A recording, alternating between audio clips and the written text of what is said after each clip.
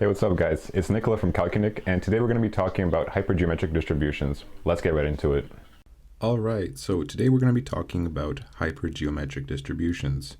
I'm going to start the video off by just talking about when we should use them and actually going about the formula that we use for this distribution. If you already know all this, then feel free to skip to the examples. Otherwise, let's get started. So the main question with probability distribution questions is which distribution do I use? And in the case of hypergeometric, we are looking for a fixed number of trials and that each trial is without replacement. So we're not repeating anything that we've already selected. The four variables that we're looking for is capital N, representing the number of objects, lowercase n, the number of trials, R, the number of successes in capital N objects, and X, the number of successes in lowercase n trials. So now let's try to build a formula to find the probability of having X number of successes in lowercase n trials. And so we're going to denote this probability by P of X, the probability of X. And as with all probability problems, in the denominator we have the total number of possible outcomes. We have lowercase n trials and a total of capital N objects, so the total possible number of outcomes is simply capital N, choose lowercase n, written as follows. And in the numerator, we have the total number of possible successes out of all the outcomes. And so we're choosing X successes out of a total set of R successes. And so that's going to be R choose X. And we're not only choosing successes, we're also choosing a number of failures. What is a failure, you might ask? A failure is anything that isn't a success.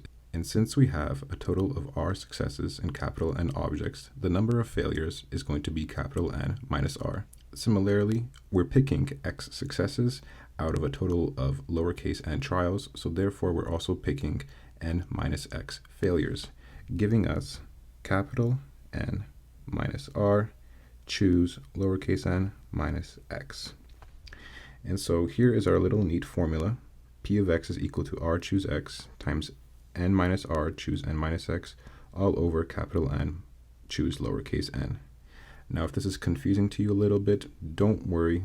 It's a pretty common feeling when you see a new formula for the first time. Let's get into some examples and hopefully solidify what we've just learned.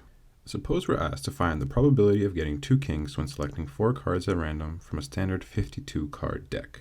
And so our first step is to actually ask ourselves, is this a hypergeometric distribution? Well, if we take a look, we have a fixed number of trials, in this case 4, and we're selecting at random, so there aren't going to be any repetitions. And so yes, this is a hypergeometric distribution, and we can proceed to use the formula that we derived before. Now, moving on to actually identifying the variables. We have capital N, the number of objects, is 52 because there are 52 cards in this deck. The number of trials, in this case, is 4. We're picking 4 cards.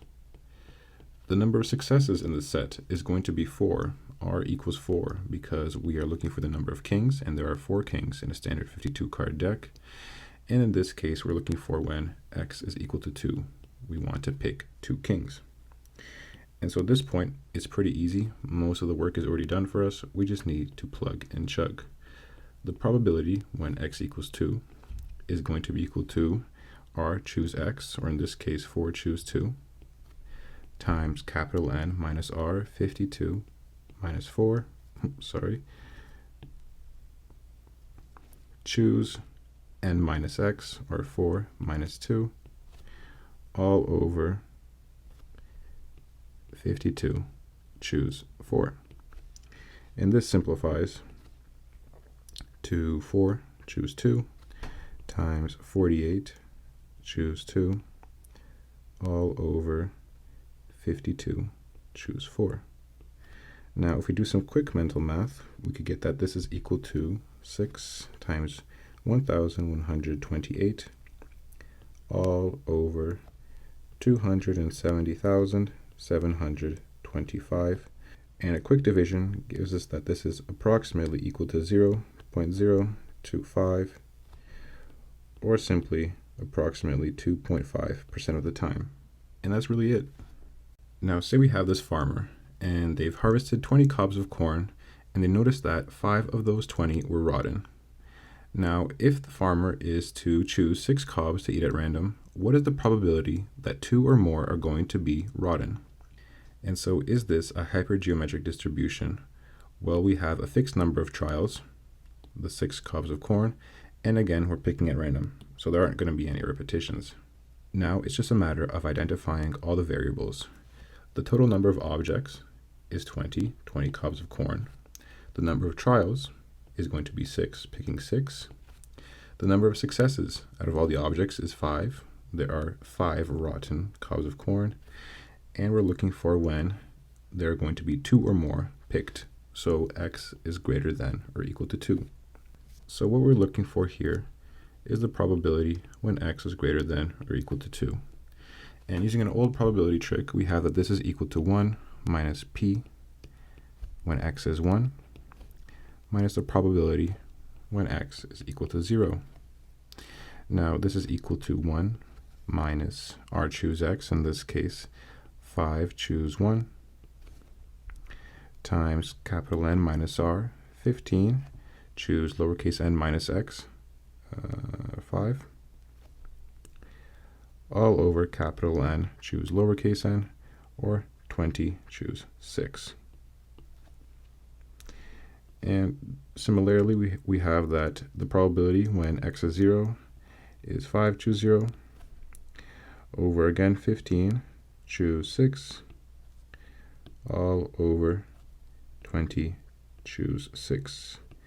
And if we get our calculators out, we could get that this is approximately equal to 1 minus 0.3874 minus 0.1291, and this is going to be equal to 0.4835, or simply 48.35% of the time, so about half.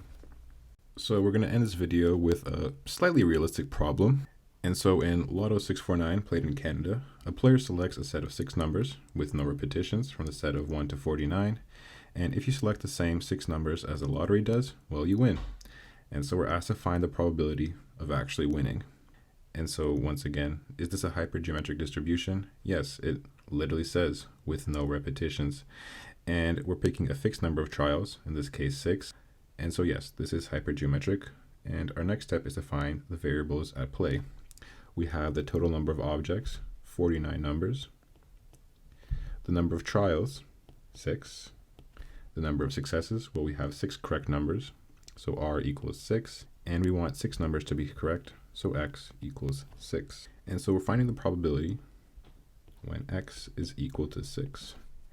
And so we have this is equal to r choose x, or 6 choose 6, times capital N minus r, or 43, choose lowercase n minus x, 0, and that's going to be all over capital N choose lowercase n, or 49 choose 6. Now unfortunately, I can't do this in my head, but if we use a calculator, we get that this is approximately 1 over 13,900,000.